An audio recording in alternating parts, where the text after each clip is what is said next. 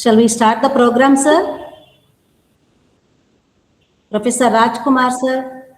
Yes, please go ahead. Yes. Good afternoon and very warm greetings to all the participants present here.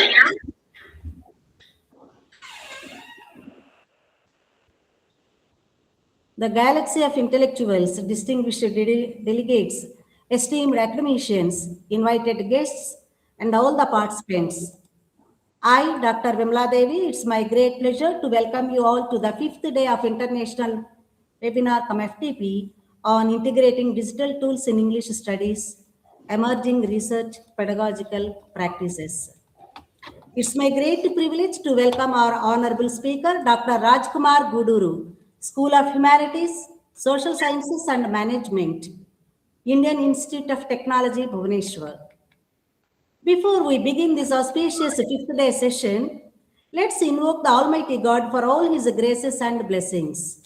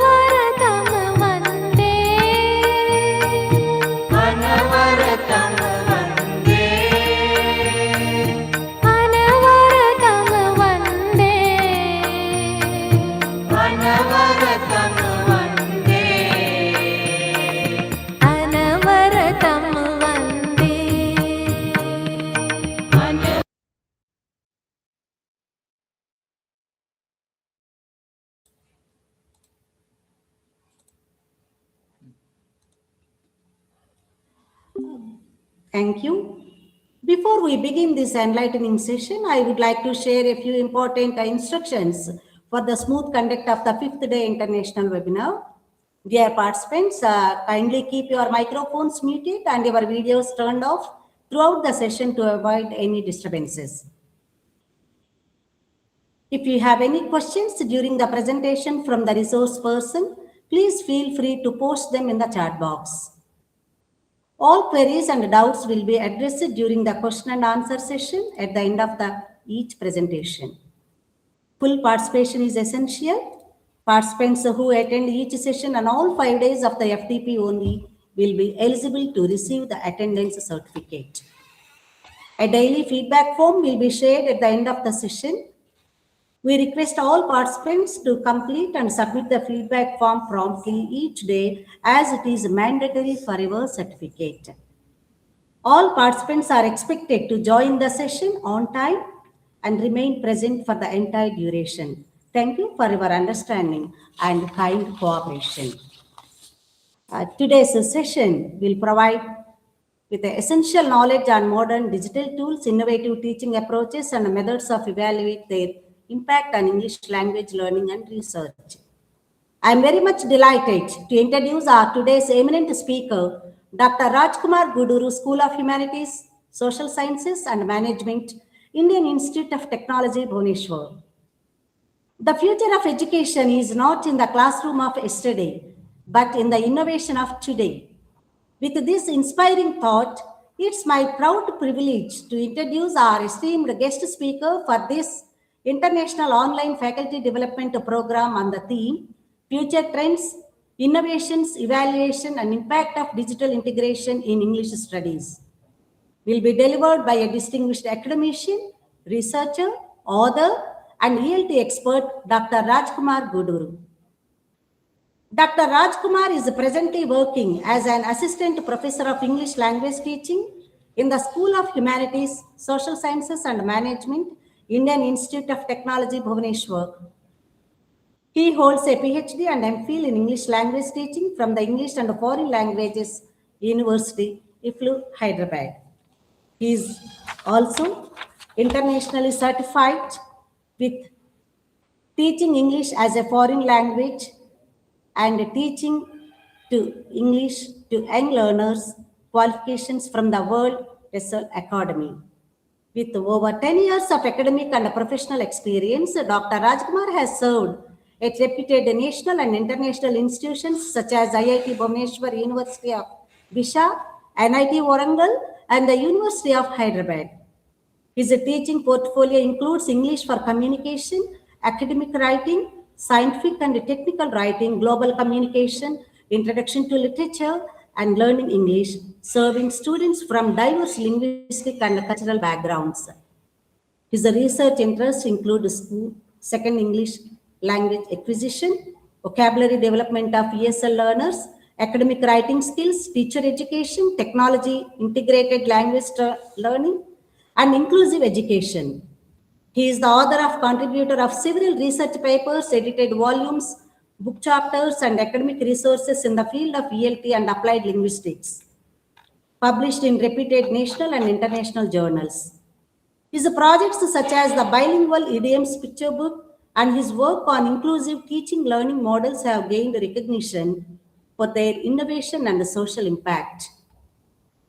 Dr. Rajkumar has organized and coordinated several national and international conferences, seminars, workshops, and faculty development programs, and has delivered invited lectures and keynote address in prestigious institutions across India and abroad. Notably, he has presented expert talks on soft skills, scientific communication, advanced teaching strategies, academic writing, NEP 2020, and technology-based language instruction in both national and international academic forums. In recognition of his outstanding contribution to education, Dr. Rajkumar has received several prestigious honors, including the AQAR National Best Teacher Award 2025 and multiple Teaching Excellence Award from IIT Bhubaneswar for 5 consecutive years. Congratulations, sir, on behalf of JMJ College for Women. His global experience also includes serving as a visiting scholar at Teachers College, Columbia University, USA, and visiting researcher at the Technical University of Dresden, Germany. In addition, Dr. Rajkumar plays a vital role in shaping academic policies and standards. He is an esteemed member of various national and international board of studies, faculty recruitment committees, and editorial boards, and also serves on the International Advisory Board of reputed journals. He is an active member of professional bodies such as TESOL and ELTOI, strengthening global academic collaboration in English language teaching. Dr. Rajkumar's scholarly work, administrative leadership, and international exposure strongly align with today's highly relevant session on future trends, innovations, evaluation, and impact of digital integration in English studies. His insights will surely guide and inspire all the participants to adopt progressive, inclusive, and technology-driven approaches in English language education. On behalf of the organizing committee and all the participants, I extend a warm and respectful welcome to Dr. Rajkumar Guduru and invite him to enlighten us with his expert session. Welcome, sir. We are honored to have you with us.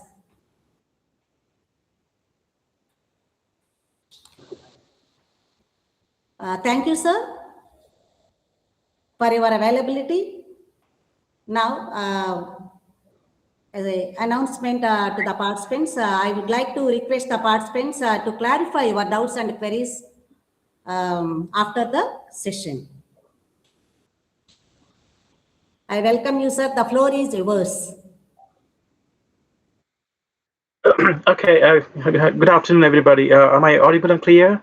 Yes, sir. Yes, Perfect. it's Yeah, perfect. audible.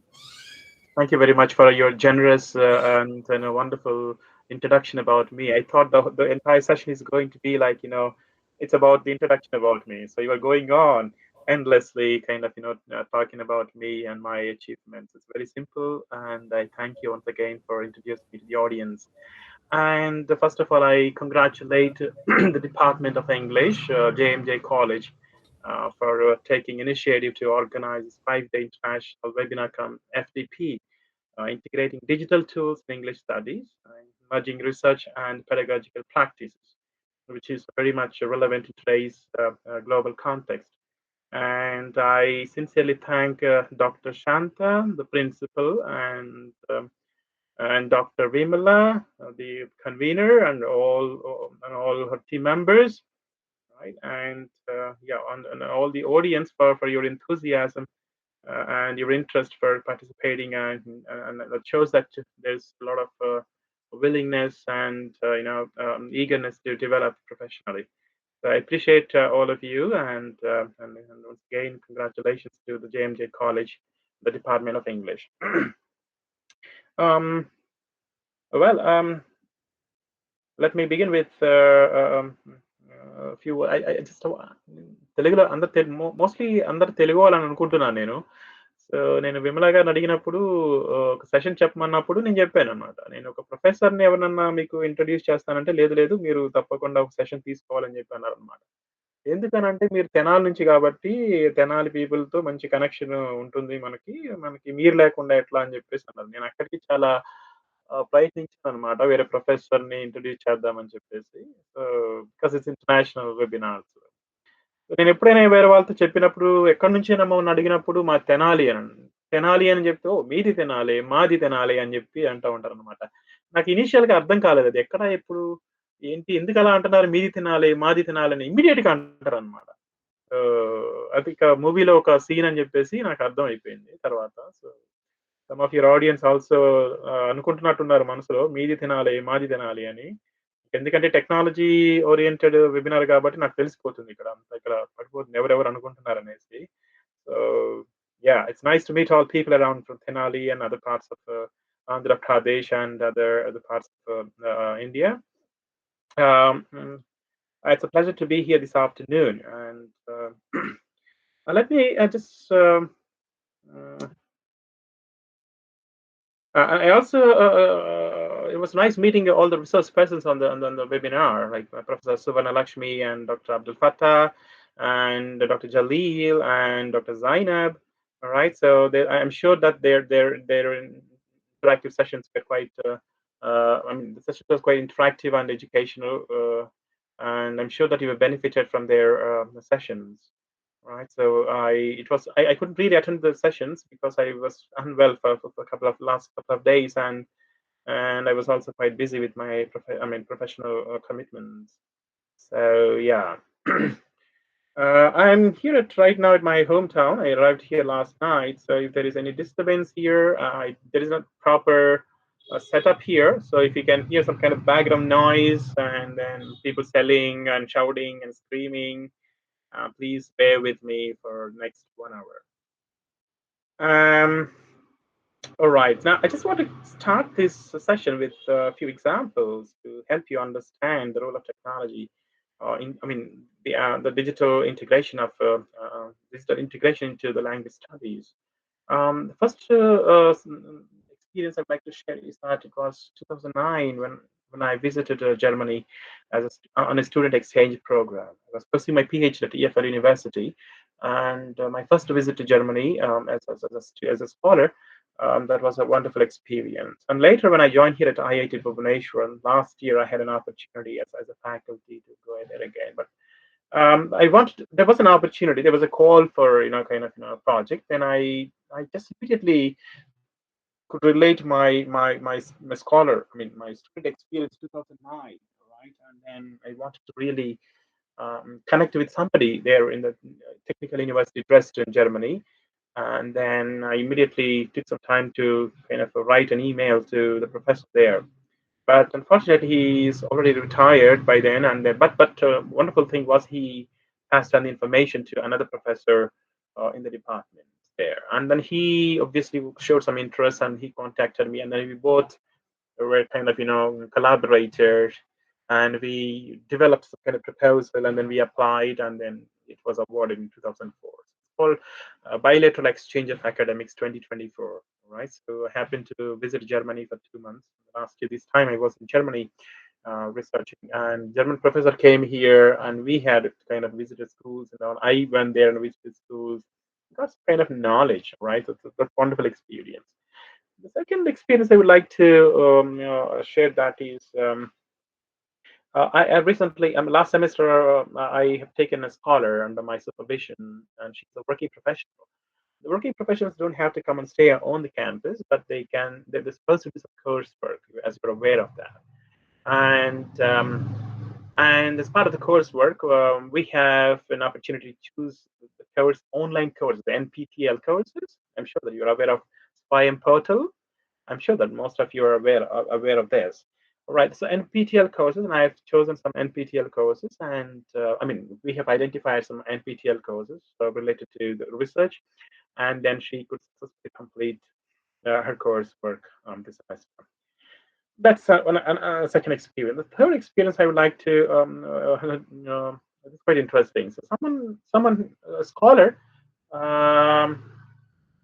who I know, kind of, to some extent, and then she calls me one day, and then she asked, she's from different university, and she calls me and said, "Sir, we are publishing a paper.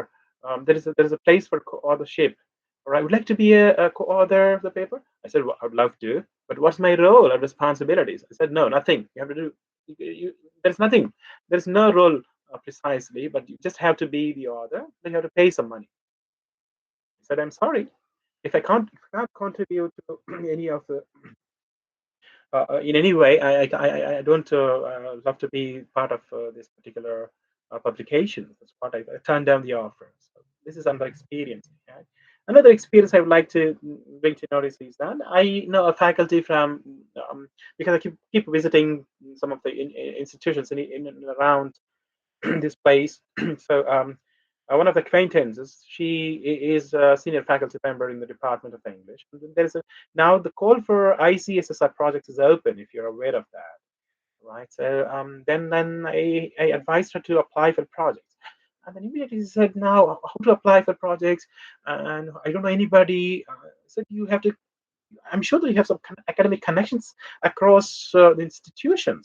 She said, "No, I don't know anyone except Raja Kumar Guru." But no, it's not possible. I mean, see the state of affairs. People still are very much, complacent with their own setup, with their own ways. All right, where we're talking about the 21st century, academic collaborations, right, extending ourselves in many ways, in research, projects, okay, teaching, right, and conferences.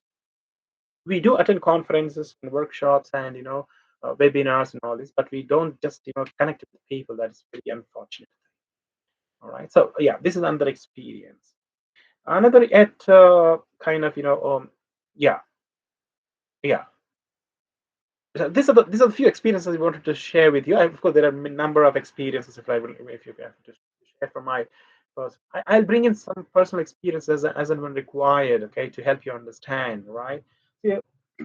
uh, when I share all these experiences, there is some kind of digital integration. So the need for kind of digital integration is very much is kind of prevalent, and that has, if at all it works in a positive way, all right, that has facilitated in a positive way. If it's not worked in some negative way, I mean, which means we were not equipped digitally, or we're not equipped with some kind of updated ourselves with the digital tools or apps technology that is required in the present global context. So when we understand the present, when we place ourselves in the present global context and the learner-centered approach, right? So and digital kind of pedagogies, okay, there is a need for technology integration into our teaching and learning process, which can understand that.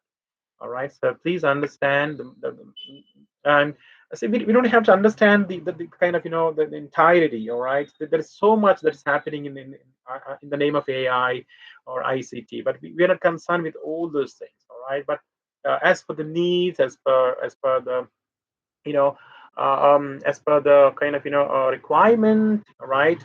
As per the needs analysis, as per the levels of proficiency, the background, okay, and in the context that where we are placed, and encouragement, available resources, right? We need to make use of okay, these AI tools as much as possible. So yeah, so I just wanted to kind of help you understand that in the present global context, there is a need for integration of technology and day-to-day basis teaching learning process. Now, I'm sure that you, as you are attending right now, the International Webinar Faculty Development Program, I'm sure that you might have attended recently many, few other conferences or workshops. Okay, I'm sure, but or in your teaching learning experience and process, the hottest topic that we talk about is, as language teachers is AI, artificial intelligence. All right, we should understand that. Okay, and we talk sometimes positively that okay, yeah, I can do away with work very quickly. It really helps me, facilitates me. All right, I don't have to struggle too much because it helps me in a positive way. Okay, that is one in a positive way we look at it. And there are people who look at it negatively, saying that future is very skeptical, and maybe the AI can replace my job. And there are certain worries among the English language teachers around the world, around the globe, in fact. And also sometimes we get to know when we give assignments to students, I mean our own students, and we just kind of we see the kind of negative feedback saying, I mean when they are lazy and then kind of copy everything from chat GPTs and all this. So technology is kind of these days is a modern kind of, I mean it's a trend now and the future, so there is no escape from that. So it all depends on how we look at it, what extent we take it, from the available resources to the need, I mean, to the fulfillment of our own needs and commitments, right? So that's an individual responsibility. That's an individual strategy. That's an individual kind of, response to the present context. So that has to be um, kept in mind. And now, I'm sure that you've been attending the sessions for the last 4 days, and I'm sure that you might have come up or might have heard lots of terminology around this digital integration into language, English language studies. Do you remember some of the terminologies? Are you acquainted with the terminology already? There's a lot of terminology that you need to understand. You see, terminology very is important. Okay, whenever you understand, when you try to understand, right, these AI integrated I mean application of these tools, and or ICT tools, that's a lot of terminology that plays around. Unless you know some basic terminology, it might be difficult for you to kind of relate your existing prior knowledge with kind of the knowledge, I mean AI related knowledge. Therefore I kind of advise all of you to kind of be thorough, or be kind of acquainted yourself with AI, or basic AI terminology or ICT terminology. All right, so that would facilitate your learning. It is that freely available online, so you can kind of search on Google, and then you can download, and then just, yeah, I'm sure you are familiar with some of the terminology, but there are other terminology which is very essential, all right, are required to understand kind of the lectures that we are kind of intended to understand during this process. And now the next half an hour or so, I'll be talking about three aspects. One is innovation, all right, some of the innovative aspects that as a result of the digital integration into English language studies, all right. And the second thing is evaluation, some of the evaluation methods, tools that we commonly, I mean, basically I mean, generally we have some understanding of these, but I would like to highlight them, all right, on this platform. Maybe some of them are new to us, or some of them, or most of them are familiar with us. But yeah, from my experience, I would like to highlight some of them. The next one is the impact of digital integration on the present learners or the teaching learning process. So this will be the kind of the session next 30 minutes, and after that, probably I'll open the session for question and answers. I would love to. I can see that you're quite experienced people here. I mean, experienced professionals in the webinar.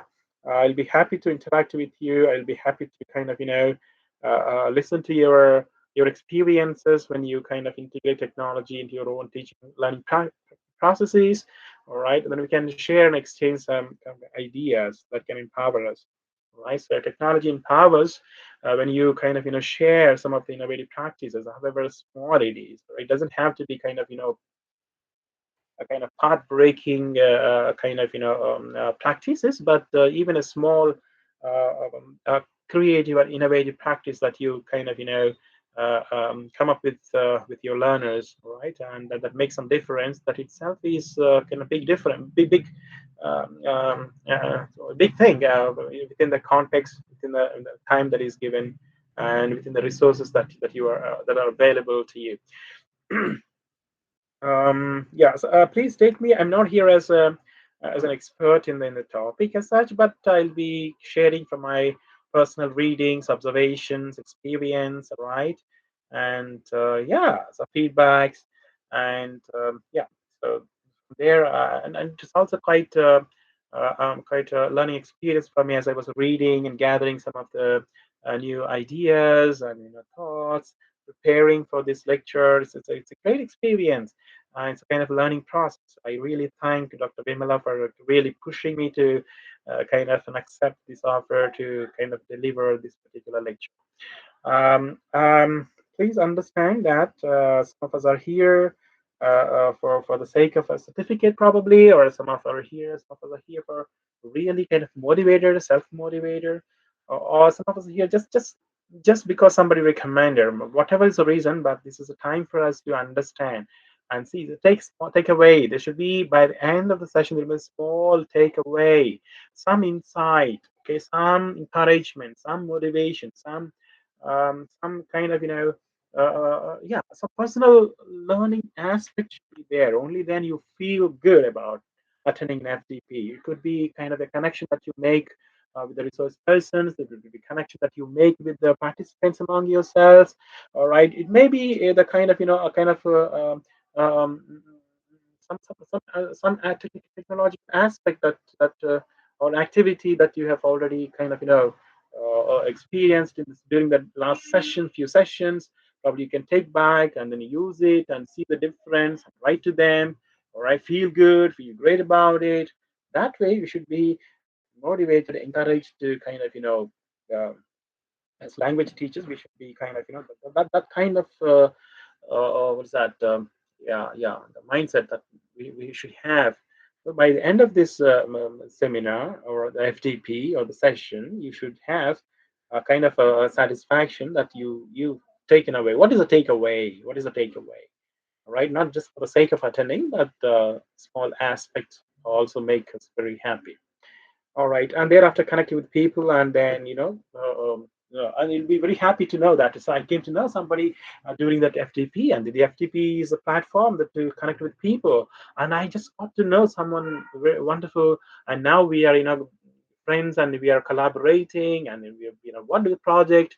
Thanks to FTP at JM by Department of English at JMJ College, you'll be thanking. So that way, make use of this opportunities. The way that we are interacting digitally, I mean online, this way itself is a kind of is a very important feature that is facilitated by the kind of digital tools, right? So that there are lots of benefits if you really want to kind of see and experience. Let me quickly take you through my PPT, right? And let me help you understand some of the innovative aspects as a result of digital integration of English language studies. I mean, in the English language studies, and the second aspect is some kind of evaluation tools or methods that we generally tend to kind of experience, right, as part of a digital integration, and the impact of digital tools or the technology in general, all right. um, but I'll be talking about very further. I mean, I'm not talking about kind of in general. So the AI integration, all right, the digital or ICTs can be used across the subjects, across domains, and across the platforms, right? But we are very much concerned with the kind of English language studies. Okay, so I'll be please understand the scope is very limited here. Um, Let me share my PPT and then take you quickly to that.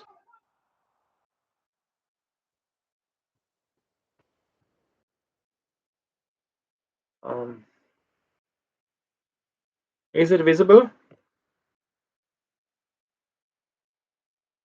Hello, is it visible? Yes, sir, it's visible. Perfect, yeah. Yes. I just turned off my camera for some reasons, okay? And just, there shouldn't be kind of, any problem. Sure, sure, All sir. right. um,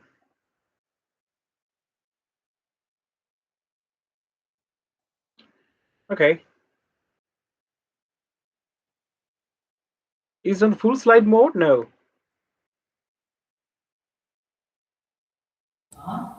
Yes, it's a full size mode, sir. It's visible. The screen is visible. Okay, okay, okay, let me, all right.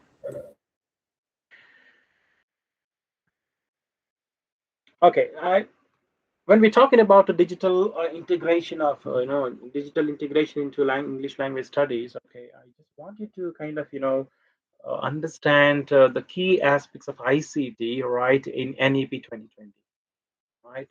NECT, sorry, ICT is one of the kind of offshoots of AI technology, right? Artificial intelligence. So we talk a lot about it in NEP 2020. So I want you to pay attention to if we've not read NEP 2020, but we should take some time to understand what focus, okay, what specific functions or directions or instructions we have from NEP 2020. NEP 2020 is a kind of an educational document that education policy document, okay, that is kind of acts as a guideline, as guidelines for all the institutions and teachers, learners, okay, kind in kind of teaching learning process. Therefore, we should pay attention to that. So the pedagogical integration is one of the key aspects that is very much expressed in the kind of NEP 2020. All right. So then the kind of when we say that using technology, that is VR and AI, okay, virtual reality and artificial intelligence, smart devices, okay, for interactive and experiential learning, not just the content delivery. All right. It's not about sometimes we tend to use these technology only for delivery purposes, right? It's not that. All right. Students should experience and they should have the lived experiences, the real experience. That's why it's called a virtual reality. All right. The smart devices help us to kind of feel sometimes, for example, in the laboratory, if you're explaining something or demonstrating something, the students should feel that it's a kind of live. They should have a living experience. That's what it means to say. So the pedagogical integration, okay, very much is kind of focuses or emphasizes on the use of technology, which is virtual reality or AI, artificial intelligence, or smart devices. And digital infrastructure, all right, building robust systems for content digitalization and virtual classrooms and a high-speed internet. We know that these days schools and colleges, even government schools, even remote villages, right? So they are kind of digitalized. Okay, there is so much digital infrastructure that's being funded by the government, and then the teachers also being trained in this regard to use the technology, smart boards. Okay, So there much digital infrastructure is also kind of very common these days. Teacher development programs, okay, teacher training, training educators on digital tools, online platforms like Swayam, Diksha, Diksha, and new teaching methods, for example. So from time to time, there's a call for teacher training. All right. For example, the government teachers, they are called for different trainings. All right, different they're provided with a different kind of facilities, right? Additional responsibilities to help them understand, put them in the present context. All right. So that's very much possible on online through online platforms. You don't have to travel all the way, but from time to time, as and when required, you can participate online. Content and platforms, expanding digital resources, e-content, and virtual labs to ensure access.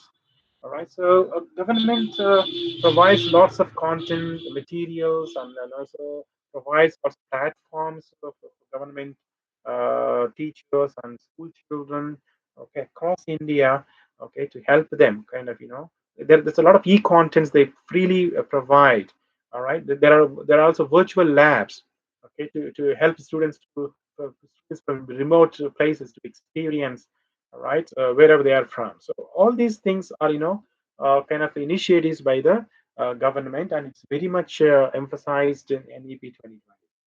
Another one is equity in access, addressing the digital divide through open kind of public infrastructure, ensuring inclusive technology use.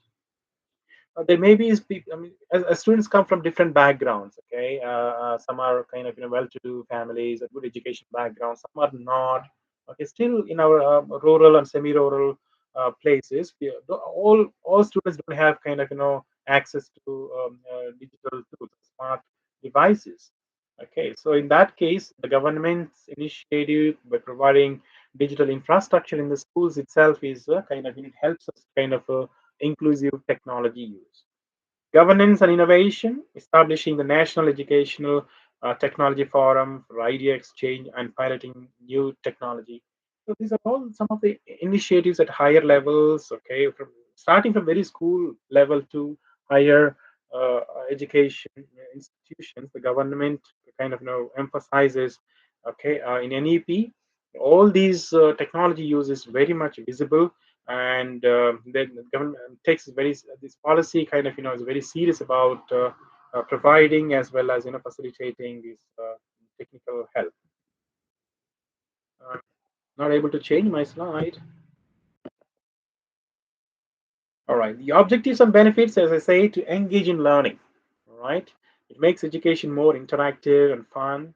As I said, virtual reality for history. Suppose somebody wants to experience the history, when we can just bring in some kind of film and give them kind of real experience. All right, that is possible through kind of a present technology that is available. So therefore, to engage in learning and to personalize learning. All right, the benefit is it adapts to individual student needs. I don't have to kind of do it right now, but I can study later, I can watch it later. So that way I have my needs, and but I don't have to sit right now here, but later I can take some time. That way it kind of, and I can adapt the to the kind of situation, and I have the freedom to see it whenever I want. Develop skills for digital age. All right, so digital age, every learner is expected to kind of possess some kind of digital skills. So kind of kind of we do use some kind of apps when we go to pay these days. All right, people don't easily accept money in many places. It's very difficult. I mean, I don't know when I used the currency last time, but every time wherever we go, we pay kind of through kind of online apps. Therefore, but it's not the case, I think, in the rural areas. uh, so we need to kind of help them kind of come up with digital literacy, okay, which is essential future skill, and to facilitate wider reach. All right, this is also one of the important objectives, and the benefit of that is it expands access to quality education across India. All right, there is already a kind of a gaps or divides between haves or have-nots, or rich and poor, and first generation learners, government schools, private schools. All right. So there are lots of differences to bridge. If the government has to bridge this gap, and they have to kind of facilitate a wider reach of this technology and digital infrastructure. Therefore, the quality of education can be improved across India. When we talk about the innovations in English language studies, the first innovation that is possible through digital integration is global citizenship as we agents of change. All right. So we are very much aware that when we have mobile in our hand, we have access to information, not just information in our own area or related to kind of in our own district or in a country, but it's the whole world, right? So there is a kind of endless information that is available there. So when we have access to so much information, right, we can identify or it strengthens our identity as citizens of the world, right? You're not just a citizen of kind of Andhra Pradesh or kind of India, all right? You are global citizen, right? So because you have access to the world very easily, and it draws our attention to issues people in other parts of the world are facing. Yeah. So when we are accessing information, when we know the kind of issues and problems what other people are facing, all right, in international kind of context, and we can positively contribute to kind of solutions. All right. So the digital kind of the mobiles or the technologies that we have helps us to kind of know the problems or issues from the world, and that might trigger as a kind of an idea or a kind of a solution that we have, and with that probably we can strengthen ourselves and positively contribute to the solutions. And one of the ways to do is by using the UN SDGs, that is Sustainable Development Goals.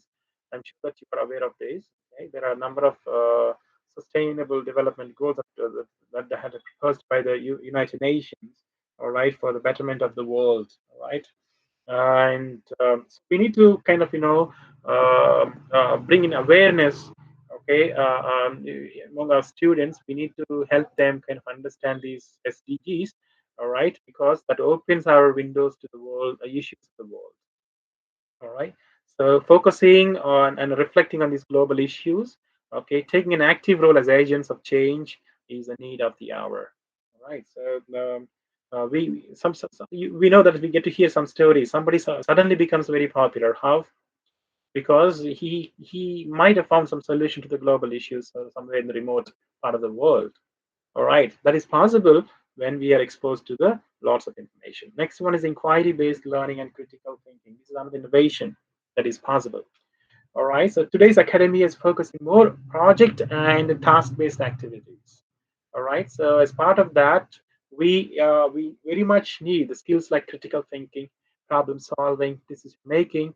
All right, which are very transferable cognitive skills. Right, and critical thinking skills like that enables us specific and help in actively evaluating, analyzing, summarizing, and applying the relevant information. So that is possible because the technology helps us to kind of search for various answers. There's no just have to rely on a particular your own skill, right? Although we are very creative in our own ways, but there's no harm in taking some kind of opinions, consulting, or reading, or kind of researching various answers of the same issue, right? That's how we develop critical thinking. Otherwise, the solution that I come up with, or the skill that I have, probably maybe the same, or the solution that I might provide will be this a repeated thing. Okay, so to avoid that, all right, when we kind of expose ourselves to various resources, okay, so critical thinking can be developed. So through an inquiry-based learning approach, our curiosity is cultivated and motivated to find our own answers to questions that is possible. So we should be always kind of when we find a kind of issue, right, we need to inquire, we need to critically think about it. All right, we need to kind of involve ourselves in a kind of a project if required. All right, therefore we need to kind of get into discussions, investigate it. All right. So this kind of research-based kind of thing, skills are required, and that is possible through the technology that is available right now. Another important innovation that we can call is self-awareness and emotional intelligence. You know, self-awareness and emotional intelligence is the foundation of all soft skills, and is the ability to self-reflect and be self-aware. All right. So by understanding ourselves and our emotions, we can develop empathy for others and manage ourselves in our own interactions. And it helps in communicating and mediating communication with those who are different from ourselves or themselves. All right. So it is very important for both teachers as well as the learners to self-reflect and become self-aware of the issues. Okay, or when we are kind of actively participating in communication, you should understand the self-reflection is a key professional growth, and it's a key to professional growth and encouraging teachers to reflect on their own practice. All right, so we get to hear a lot about self-reflection, all right, emotional intelligence. All right, so in professional development practices, self-reflection places, self-awareness, self-reflection, these are all one of the kind of terms that we use and very much relevant kind of developing professionally. Next important thing is that the interpersonal skills have so far developed, all right? This is another innovation, okay, in English language studies, all right? So we need interpersonal skills like communication skills and rapport building skills and active listening skills and conflict management skills, all right? For developing communicative competence, okay, we need to go beyond linguistic competence, whereas linguistic competence focuses only on some kind of grammar, vocabulary, and pronunciation, right? But we think that when we have linguistic competence, we are kind of quite professional, but not. But it is kind of communicative competence, kind of extend itself to kind of acquiring other competencies like a pragmatic competence, which is the ability to use language efficiently, and strategic competence, the ability to spot and overcome communication breakdowns, right? And there's a discourse competence, which is ability to understand meaning in context and people, and also social linguistic competence, which is ability to understand the social cultural rules and norms of communication. All right, so communicative competence is something that it's a kind of a holistic thing. When all these competencies are kind of achieved, we can say that we are communicating. We have the communicative competence. It's not easy though to kind of acquiring all these competencies, but it requires a lot of practice. If you want to excel in interpersonal communication skills, you need to have a communicative competence. And for many reasons, as academicians, for us as academicians, these skills are very important in a world where technology and AI can take or can take or communicative tasks, basic information sharing, but cannot yet do the relationship building on our behalf.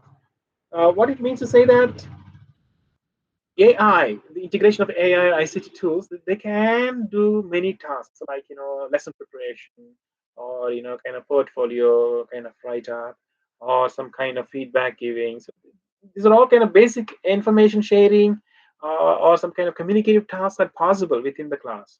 All right, we can integrate technology and we can achieve them. But what still the AI or ICT tools cannot achieve yet is that is something called relationship building on our behalf. Right? If you want to do the relationship building with the other person, you need to personally make efforts. You cannot do it through kind of I mean, strictly you cannot use any tools here. Right? So the robot chatbots and digital platforms cannot really speak for ourselves, right? They can only assist us, but if you want to really be if you somebody has to feel your empathy and your emotional emotions, and that should be kind of personal touch. So therefore these skills are very important. All right, we need to develop that. Learner autonomy is another important innovation in language when it comes to language studies. All right. when we talk about the digital integration, uh, that immediately it comes to kind of the term that comes to mind when it comes to learner autonomy is kind of a self-responsibility. All right, kind of taking self-responsibility for one's own learning, or being independent in learning or teaching, right? So it's very important that to understand that not all learners learn within the classroom. Right? There are some learners who can learn outside the classroom as well, but there's nothing wrong in that. We should give them when we are talking about the student-centric approach today, we should give them an opportunity to kind of freedom and treat them as individuals to learn on their own. One of the examples I can quote from my own perspective is that when students attend my class, I don't take strictly attendance, whereas other teachers strictly take attendance. Students don't like it, but students do perform well in my class, right? So they do. They do. I keep motivating them.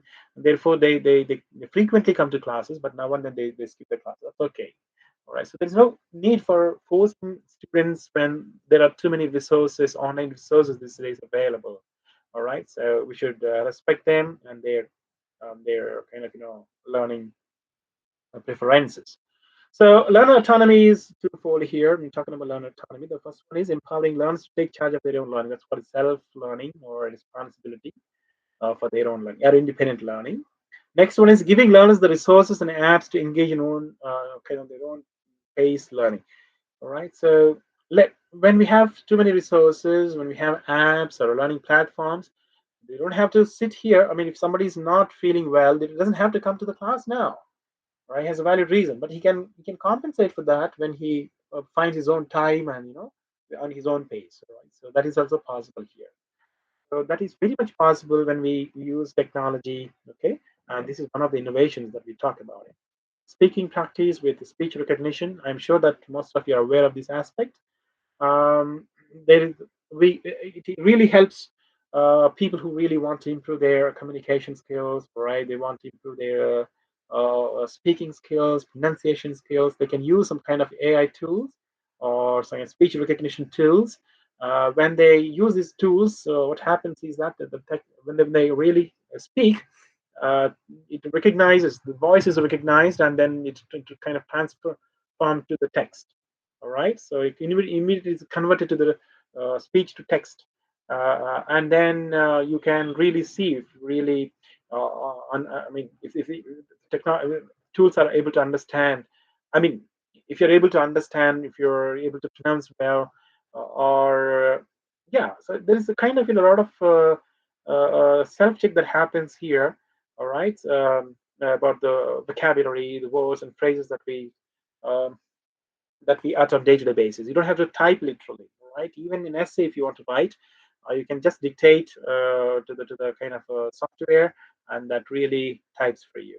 When I was in US recently, and then I got introduced to one of the professors there at the University of Columbia, and then I was introducing myself to him, and then I just exchanged my phone number with him, my WhatsApp contact number, and then I texted him right then and there. I texted him saying, "Hello, professor," but he, instead of texting, he just enabled the voice feature, and then he was just saying, "Hello, Raja, how are you?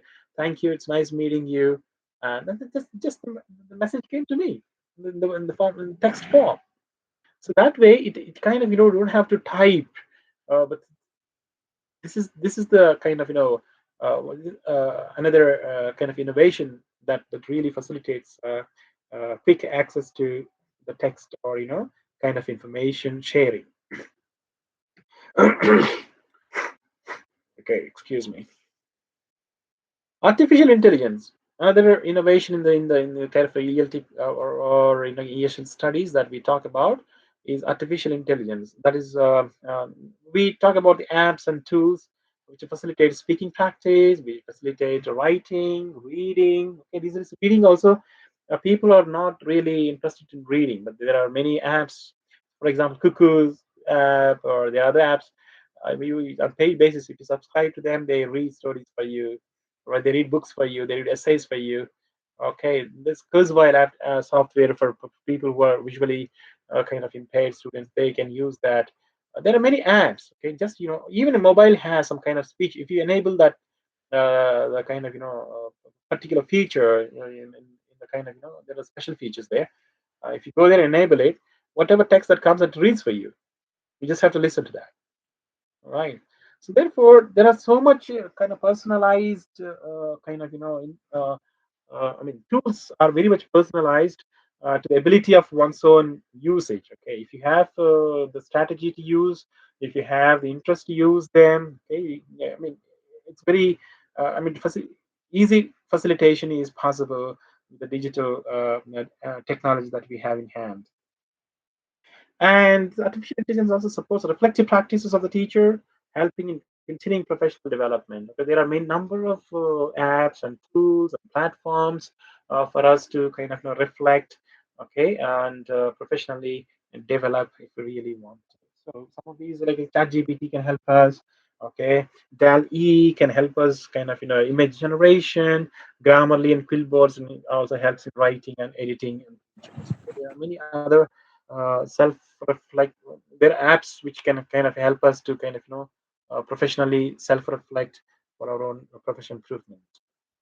So these are some of the innovations I just wanted to. There are many other. Okay, there's a world of full of innovations when it comes to language. I mean, language studies, but just these are the things I just wanted to quickly highlight.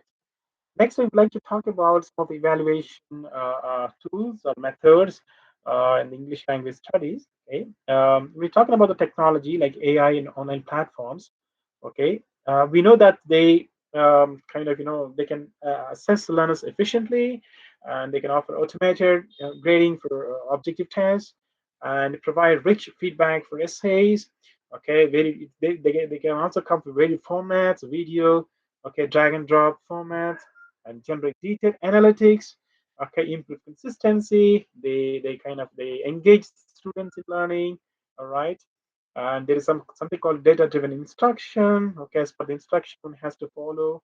And yeah, when we use this technology and beyond our traditional pen and paper methods, it can help us to create dynamic, accessible, and more equitable learning experiences.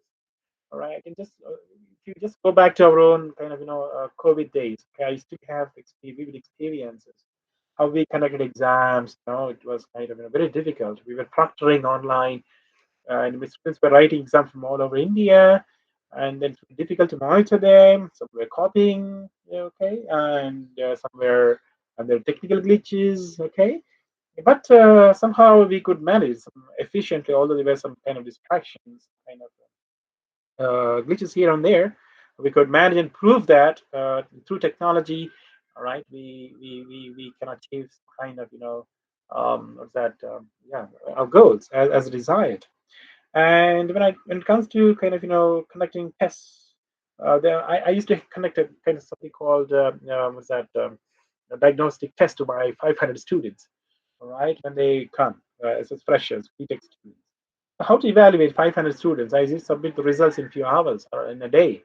So kind of I used to kind of do a multiple choice questions, and I purchased something called what's that, a machine, it's called, what is that, MCQ reader, what is it called, OMR sheets. I generate OMR sheets and then OMR reader, and then I scan them, and then quickly the results could be within an hour or so the results are in place. You see, before that I used to struggle. I used to employ 20 teachers, writing them, inviting them, and taking 2 days.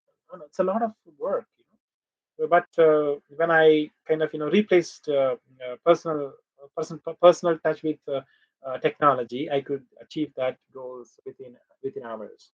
So that is quite fast and quite accessible, dynamic, and more equitable.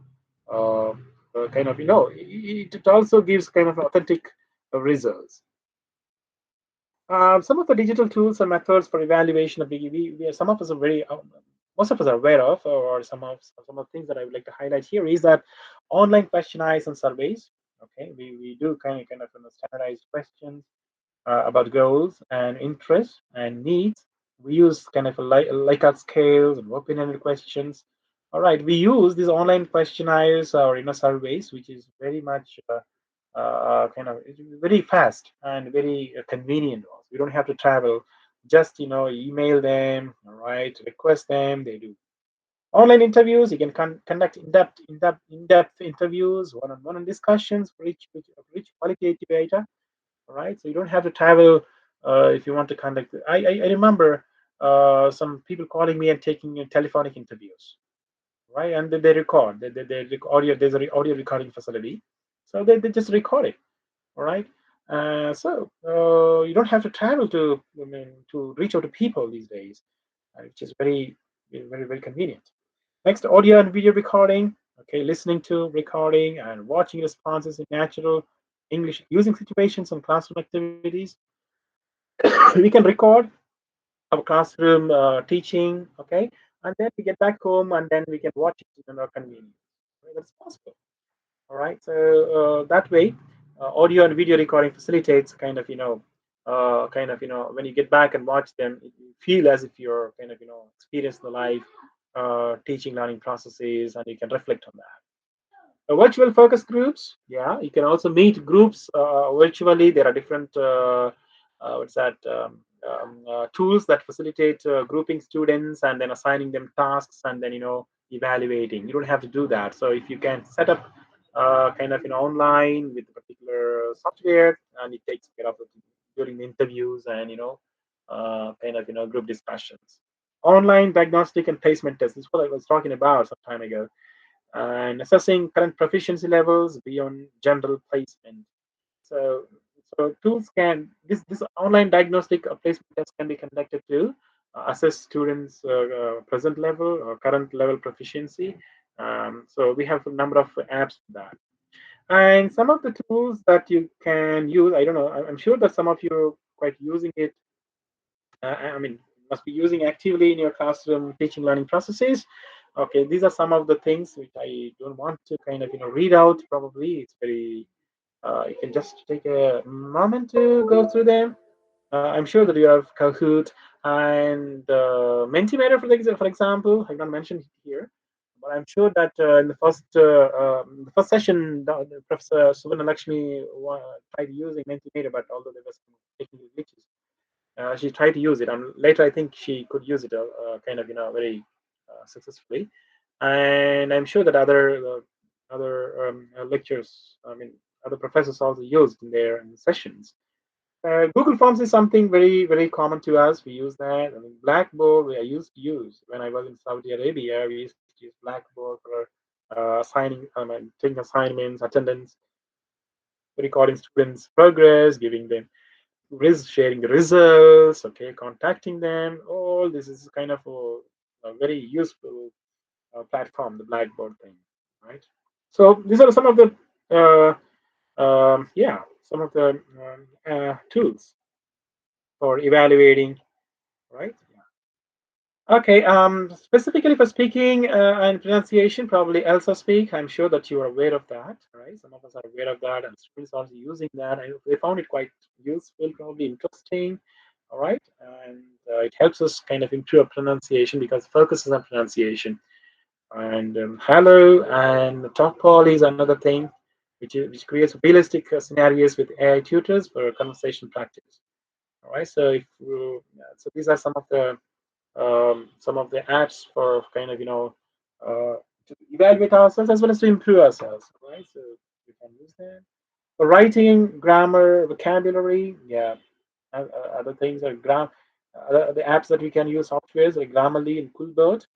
Right, so these are the very good things, and there's something called Turnitin that's also very good that helps us to check similarity in plagiarism or AI content. All right, ChatGPT is a very well-known thing, or all right, the Quizlet. All right, these are the things for writing, grammar, vocabulary, and for comprehensive adaptive learning. Duolingo is something which is gamified learning that adapts lessons to to the skill levels, right? So depending on individual interests, okay. So we believe that when we're talking about multiple intelligences, right? Different learners will learn differently. Okay, so it's not just there's one way to learn a particular concept. You see, If I want to learn vocabulary, some people learn by reading a lot, right? Some people learn it by listening. Some people learn it by watching movies. Some people learn by kind of listening to songs. All right. So there are different. Some people learn vocabulary by using it constantly in their day-to-day communication. So there are different ways and preferences of learning. Kind of so also we need to find which particular apps, all right, tools that are kind of personally kind of benefiting or useful. That's an individual strategy again. And for educators and institutions, okay, the course box AI is a very good thing where people can can take it as a kind of we use at our institution something called ERP, okay, where we kind of centrally monitor all academic, kind of professional activities on one platform. So different institutions and kind of universities follow different apps and things to manage their own kind of activities. Yeah. Yeah, the key benefits of integrating digital tools is increased engagement, as we already seen, right? Okay, so these tools help us to kind of uh, help the learners to kind of engage themselves because learning is gamified and it's kind of it motivates them. There's a lot of fun there, okay, in learning, so it creates some kind of interest in them. Therefore, there is a lot of engagement. Instant feedback, as we know that feedback, as I shared one of the experiences with you right now, feedback is very instant. Okay, authentic practice, yeah. These tools stimulate real world language use, better proficiency assessment. All right, so yeah, there is if you have certain apps, they really facilitate communicating with the native speakers. You know this? I'm sure that you are aware of this. You can make friends with, you can randomly contact native speakers, and you can start kind of, conversations with them, making friends with them. All right? Oh, yeah, that is possible. Yeah, and efficiency. You know that efficiency, large sample size or large number of students when dealing with large classes. Okay, efficiency matters here. Okay, if the teacher is not in the mood to evaluate papers because of different handwritings and different other species and gone. So therefore, the technology can help us. Okay? It doesn't get bored. It doesn't get kind of what is that upset with the students. So the moment you have provide the key, then immediately the results are on a very very fast-paced basis. So it's very efficient. We can rely on that. The versatility, all right, because the tools and the apps come in different types. We also have different types of content, can create different types of content, design different types of content, like multiple choice questions, or can descriptive questions, or kind of drag and drop questions, fill in the blanks, whatever it is. So as they vary, okay, we also can kind of create or design the content as per our kind of context. Next one is accessibility, of course. Or you can access anybody can access, for example, an online lab, that an online library. It's open 24. It's open 24/7. So 24/7 access and practice. And contextual learning, yeah. Tools like Uglish and the show words used real videos, providing content. All right. So uh, these are some of the kind of benefits that kind of we gain when we have, when we integrate digital tools in our day-to-day teaching learning process. All right. And the next important aspect that I'd like to talk about is impact of digital integration in ELS. All right. So I was reading an article recently. Okay, why youth is kind of facing difficulties in communication skills. All right. Yeah. So if you, everyone agrees that because we spend a lot of time these days on social media, right? So you see any teenager, any school going, from school going to kind of college going, or even as a profession, as professions we are, most of the times we kind of we engage ourselves, be it professional or personal or entertainment or educational, for various purposes. Okay, we engage ourselves in the digital use of technology. All right, digital tools. We spend a time. Okay, that becomes very routine, and that is the norm of the day. So most of the times we end up spending our time, okay, within the technology. So therefore, what happens is that, okay, we are losing kind of real touch with people. All right. So as a result, what's happening is that there's this kind of diminishing writing and speaking skills, because we're not uh, given time, we engaging ourselves in texting or kind of watching mostly. All right. But rather than speaking with anybody, so we're not speaking. I mean, generally students are not they're not liking to speak to people, right? General conversations, no. And also when assignments are given, they're not using some kind of creative or thinking skills or creativity, or some kind of planning or analyzing, right? All these higher order thinking skills are not kind of happening. Higher order language skills are not kind of I mean, they're kind of sidelined because of the kind of too much use of technology. All right, so it takes away the confidence, it takes away the communication depth. All right, and it doesn't. People also don't feel empathy because they become so routine and kind of robotic in their attitudes. Okay, they don't understand the issues of others. They simply get annoyed. Okay, depressed.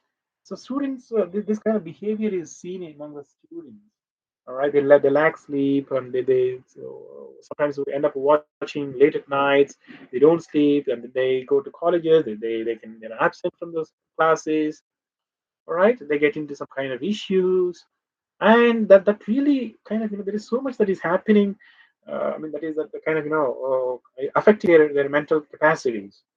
Okay, so we have to understand that it is really impacting students negatively, more negatively rather than kind of positively these days. But it all depends on how the individual looks at it. All right, so that's the article that was talking about. I was really shocked about reading that, and kind of. Yeah, that was really kind of some useful material that I came across when I was reading that. But technology can, they said, supercharge young people's learning and careers if they do not lose their writing, speaking, thinking skills in the process. We need to keep our what is that? We need to keep um, our thinking, our kind of sort of critical thinking skills, our planning skills. Okay, so originality has to be kept. Right. It's not that immediately if the assignment is given, we just go and then do the chat GPT or look on other websites and just gather information and just submit. No, if that is the thing, then we are not kind of spending any time. Okay, we are not activating our mental capacities. So therefore, in the process we lose ability to think, ability to plan, ability to organize, ability to analyze. All right, synthesize. All right, paraphrase. All these skills are gone. Now, research also suggests that using chatbots reduces mental effort.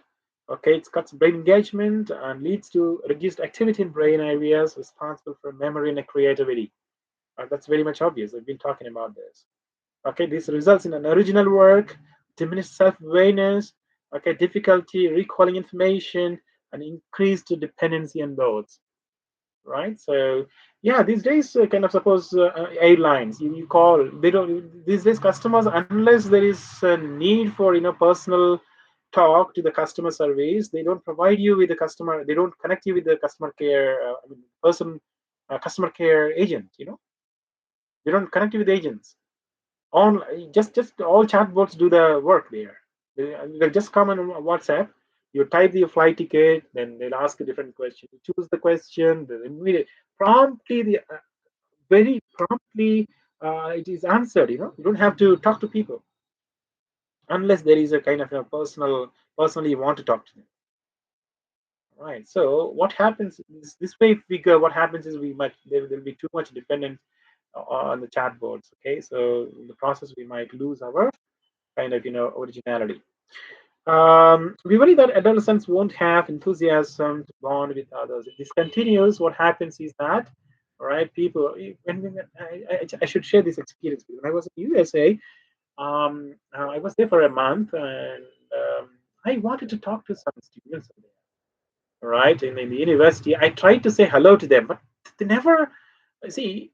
Almost all the students, they're mostly busy with some kind of, they are listening to something, they're walking, they're listening to something, they're using mobile all the way, right? Constantly they're on the phone call, or kind of, I don't know what they're listening to something, or they're talking to somebody or whatever.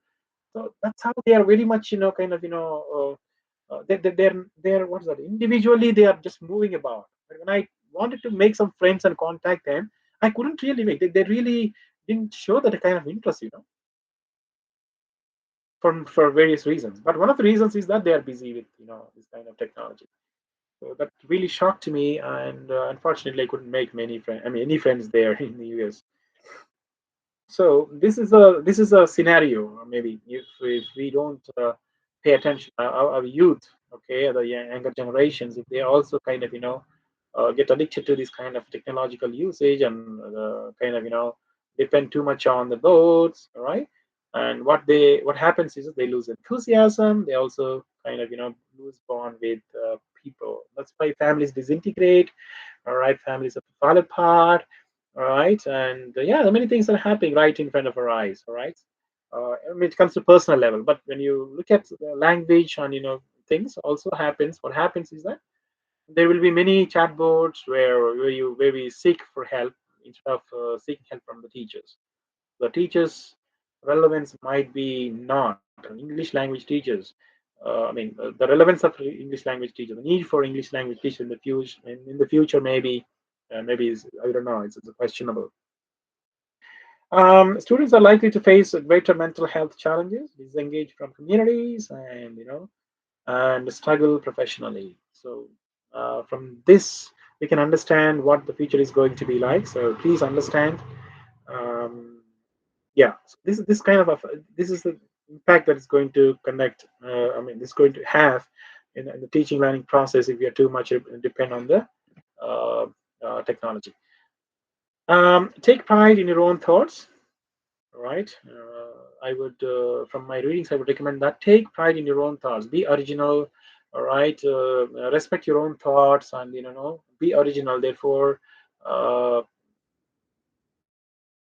see, these days originality is what is needed. Okay. Although there are lots of creativity that is possible through use of technology, but uh, lots of kind of own.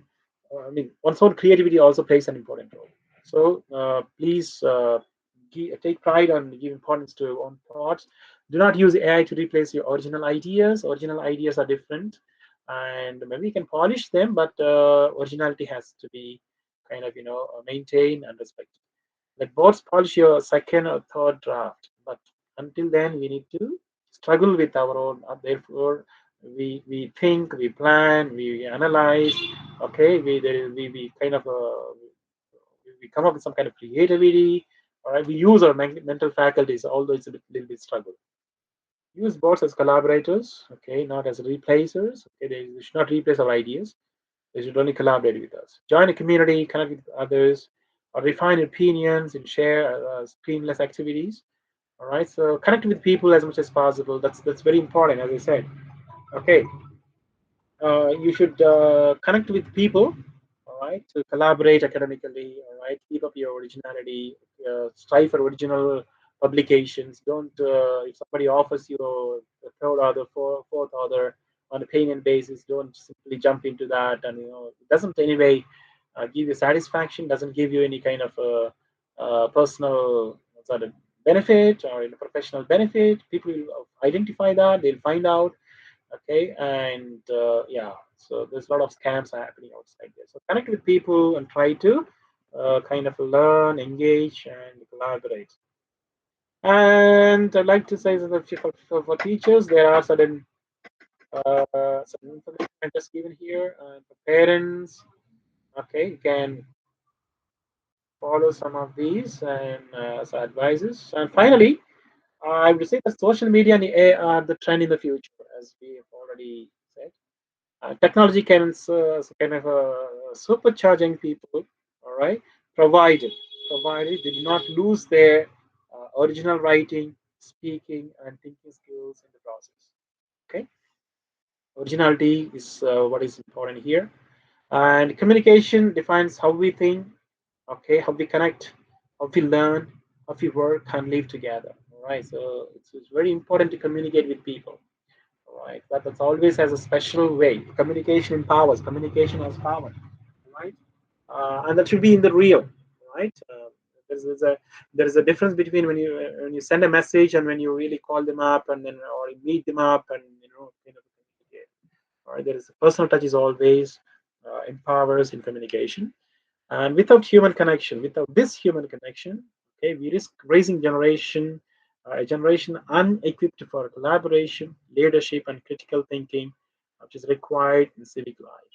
Right. So there is a lot fear among the kind of younger generations. Okay, so we need to help them kind of very strategically and you know uh, in a way. Excuse me. Yeah.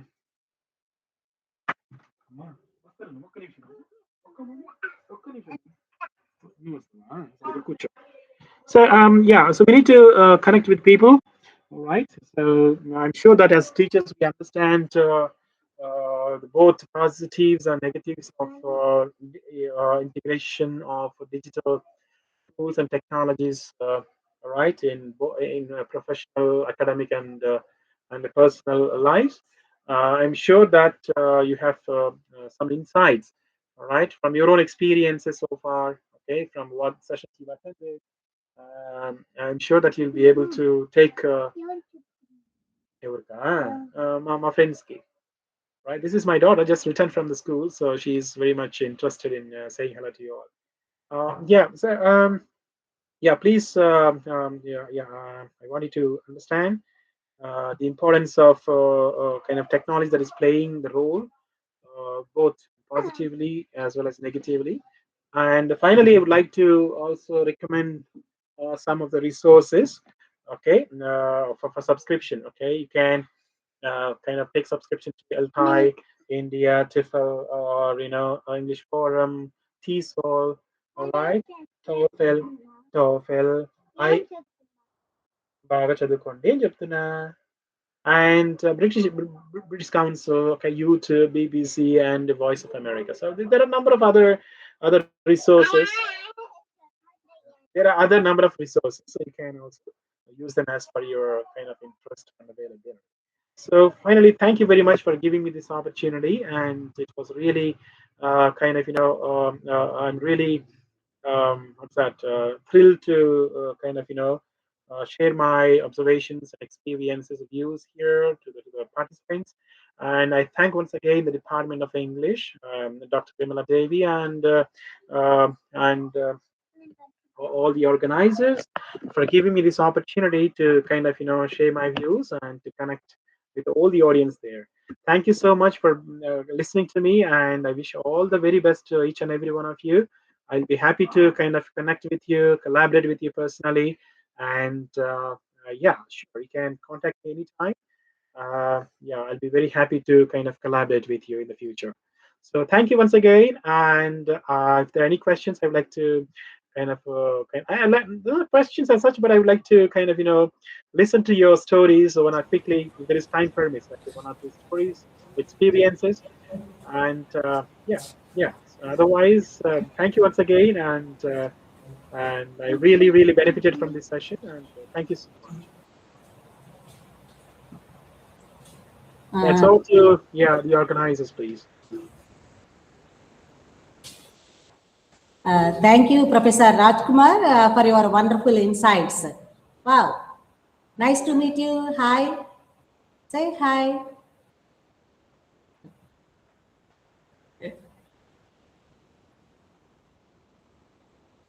Thank you, sir, for your wonderful insights.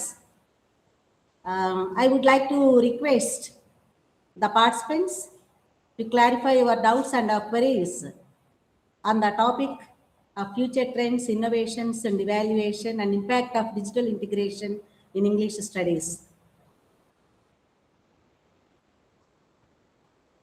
Or post your queries on the chat box.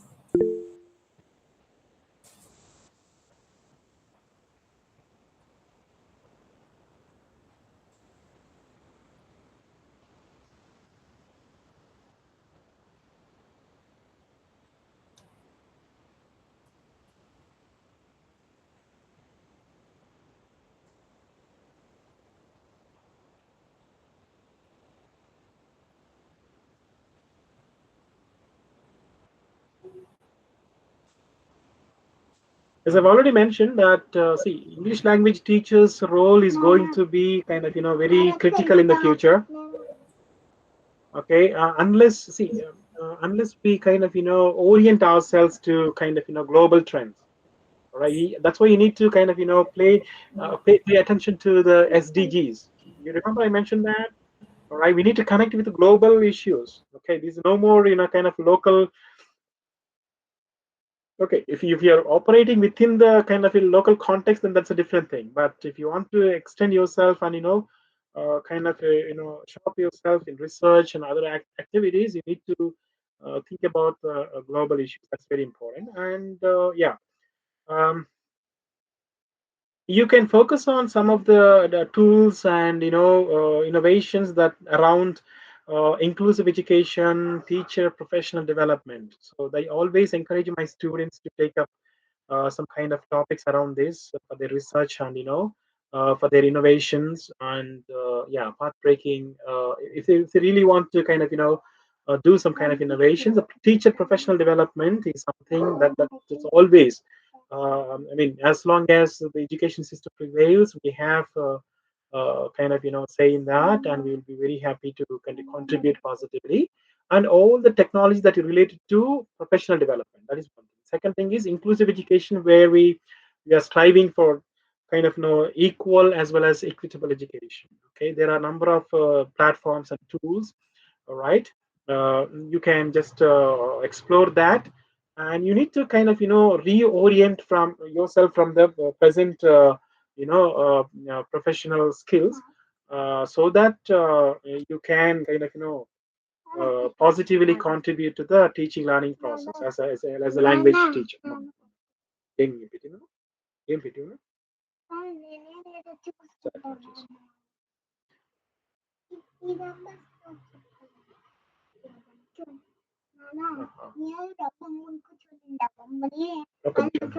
మాట్లాడు. Okay, how can AI tool like ChatGPT used in classroom setting to enhance students' writing skills? Right. See, writing skills. See, we mostly emphasize that writing skills has to be original. Right? It's not that. But most of the students, unfortunately, they immediately just go there and then copy it and then submit. That's what happens. But see, original things. So ChatGPT can give us an idea. So it can help us. Suppose you go there. What I would do is, if I want to prepare for a lecture or some kind of or kind of lesson, what I would do is I just go and instruct in a way that it should. Um, uh, I would ask for an outline in the first place. Okay, so now I have my outline, and ChatGPT will give an outline. So I would compare, and then take some positive aspects from there, and then I just still further develop on that, and then I use. That is one way to use. So it helps us to give us an outline, which means kind of it goes very systematically. Our thoughts are presented very systematically, which we may not kind of come up with. So that, in that way, we can use improve writing skills, or it could be the same thing with the chapterization, or it could be kind of outlining a kind of lesson plan, or anything for the essay writing, whatever it is. So that is one of the ways to use ChatGPT in a more meaningful way. Or you can ask her, I mean, ask ChatGPT to to generate some kind of samples, and you can just go through that, and probably you can read, and then it acts as some kind of pre-reading activity, and then use it So instead of copying from there, okay, we can take it as a kind of model.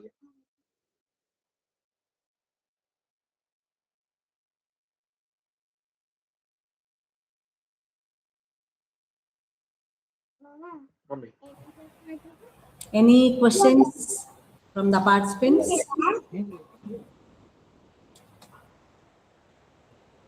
You can always contact me or personally if you have any questions. Okay, I'll be happy to collaborate with you. So if the time is kind of running short, please go ahead with your validity research. Yeah. Thank you once again.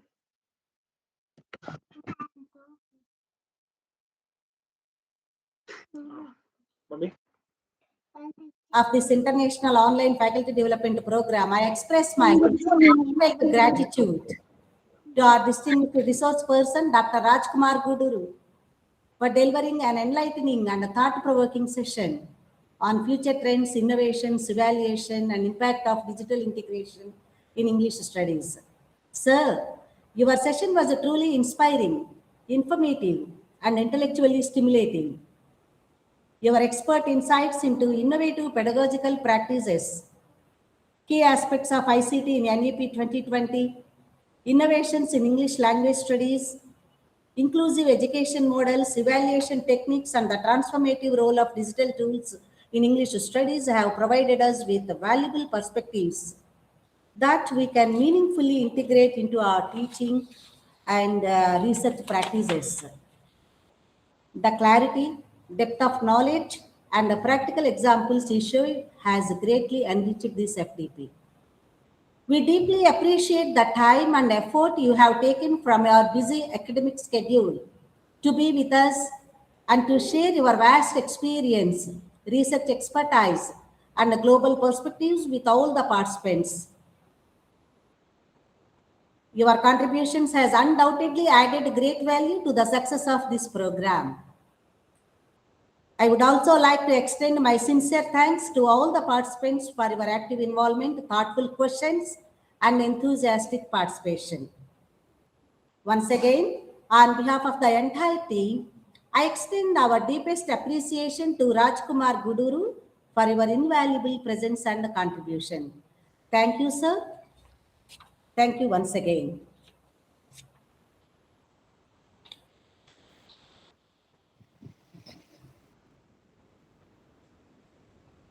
Good evening to everyone present here. With great joy and pride, we welcome you all to the valedictory ceremony of the 5-day International Faculty Development Program. For the past 5 days, we have explored, learned, reflected, and grown together. And today, we gather to celebrate the successful completion of this academic journey. It's my privilege to extend a warm welcome to our respected principal, our esteemed convener, distinguished faculty members, research persons, and all the enthusiastic participants who have made this FTP truly impactful. To begin the proceedings, I now invite Dr. N. Vimala Devi, our respected convener, to present the detailed report of this enriching 5-day international FDP. Ma'am, the stage is yours.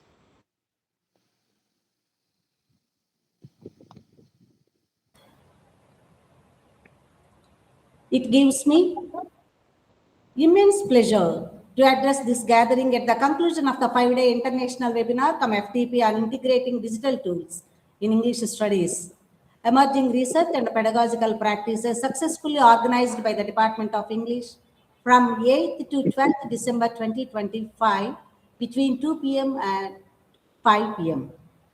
Eminent academicians, digital education experts from national and international institutions such as USA, Iraq, and Saudi Arabian countries served as resource persons. The FDP witnessed active participation from faculty members across various institutions and offered a dynamic platform for scholarly exchange, interactive learning, and professional enrichment. Every day, the program commenced with a prayer and welcome address, followed by a brief outline of the FTP objectives by Dr. N. Vimala Devi, Convener and HOD of English. The inaugural address delivered by Dr.Sr.Santha, Principal, emphasized the need for integrating digital competencies in higher education. The 5-day international webinar from FDP featured insightful sessions beginning with the first day topic on digital pedagogies in English language teaching concepts, tools, and frameworks, delivered by Dr. G. Suvarnalakshmi, Professor, Department of ELT, School of ELE, IFLU, Hyderabad. Dr. Suvarnalakshmi delivered a comprehensive and intellectually stimulating session focusing on evaluation and significance of digital pedagogy, transformation and ELT through technology-enhanced learning, PICRAT framework for evaluating digital tool integration, demonstration of AI tools, interactive apps, LMS platforms, and digital resources, ethical concerns including digital divide, privacy, and responsible AI use. The session included with a lively interactive segment. The second day topic on from close reading to distant reading, microanalysis methods in literary studies, presented by Dr. Abdul Fattah Adel, University of Peshawar, Saudi.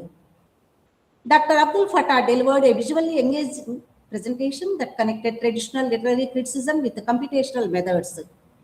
The key highlights included evaluation of literary studies into computational literary studies, transition from close reading to distant reading, explanation of text mining, microanalysis and big data approaches, demonstration of tools for sentiment analysis, stylometry, topic modeling, GIS mapping, etc. The session enhanced participants' understanding of emerging digital methods in literary research.